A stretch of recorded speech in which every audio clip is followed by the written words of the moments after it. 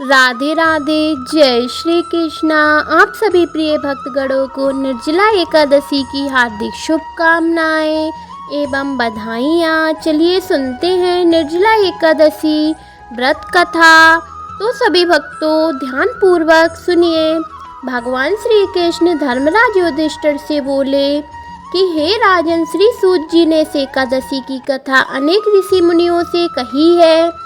एक बार पांडु पुत्र भीम ने अपने पूज्य पितामह व्यास जी से भी निर्जल एकादशी की कथा का वृत्तांत जानने की जिज्ञासा प्रकट की। तब सभी शास्त्रों व वेदों के मर्मज्ञ वेद व्यास जी ने कहा, जेठ माह के शुक्ल पक्ष और कृष्ण पक्ष की इन दोनों ही पक्षों में से एकादशियों के व्रत में भोजन नहीं करना चाहिए। द्वादशी को स्नान आदि से पवित्र होकर भगवान केशव की पूजा करके सबसे पहले ब्राह्मणों को भोजन कराकर अंत में स्वयं भोजन कर लेना चाहिए।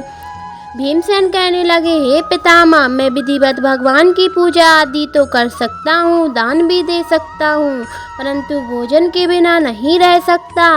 इस पर वेद व्यास जी कहने लगे, हे भीमसेन, यदि तुम नरक को बुरा और स्वर्ग को अच्छा समझते हो तो प्रति मास की दोनों एकादशियों का अन्न ग्रहण ना किया करो। भीम कहने लगे, हे पितामह, मैं तो सबसे पहले ही कह चुका हूँ कि भोजन के बिना मैं नहीं रह सकता, क्योंकि मेरे पेट में ब्रह्म नामक अग्नि सदा प्रज्वलित रहती है। भोजन करने से वह शांत रहती है। अतः आप मुझको कोई ऐसा व्रत बताइए जो वर्ष में केवल एक बार ही करना पड़े और मुझको स्वर्ग की प्राप्ति हो जाए।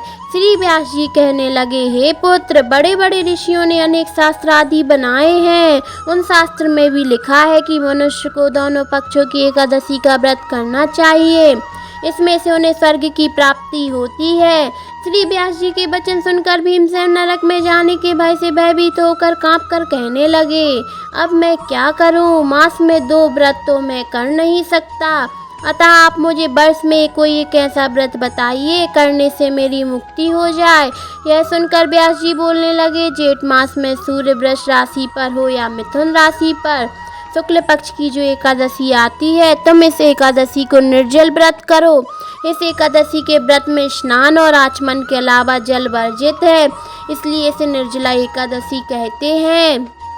आचमन में 6 माह से जल से अधिक नहीं होना चाहिए, अन्यथा वह मदपान के सदृश हो जाता है। इस दिन भोजन करने से व्रत नष्ट हो जाता है।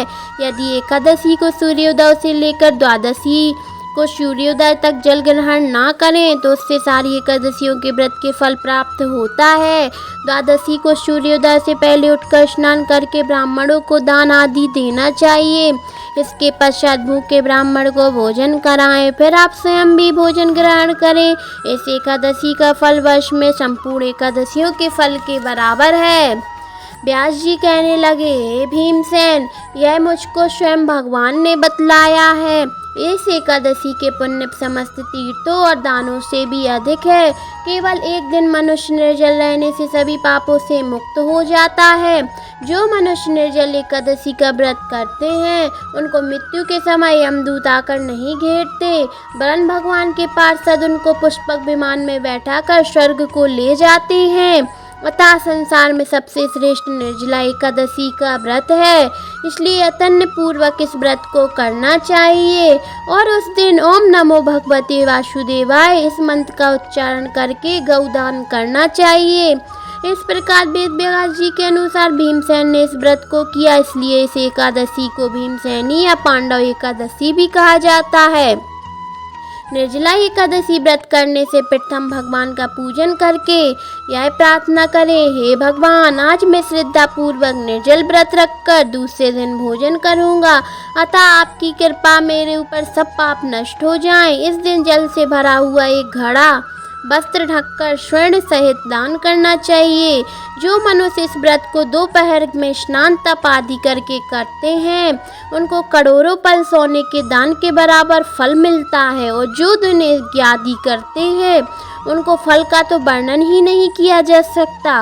निर्जल एकादशी के व्रत से मनुष्य विष्णु लोक को प्राप्त होता है और जो मनुष्य इस दिन अन्न खाते हैं वे चंडाल के समान होते हैं और अंत में नरक में जाते हैं। ब्रह्म हत्यारे, मातपान करने वाले, चोरी करने वाले या गुरु के साथ द्वेष करने वाले इस व्रत को करने से सब स्वर्ग को जाते हैं।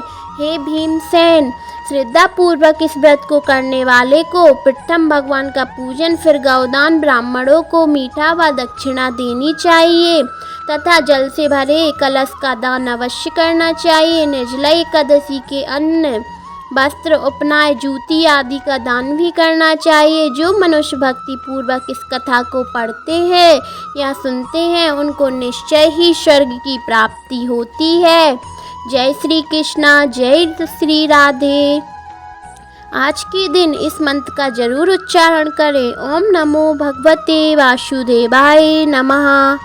जय श्री राधे, जय श्री कृष्णा। आप सभी भक्तों को फिर से जय श्री राधे।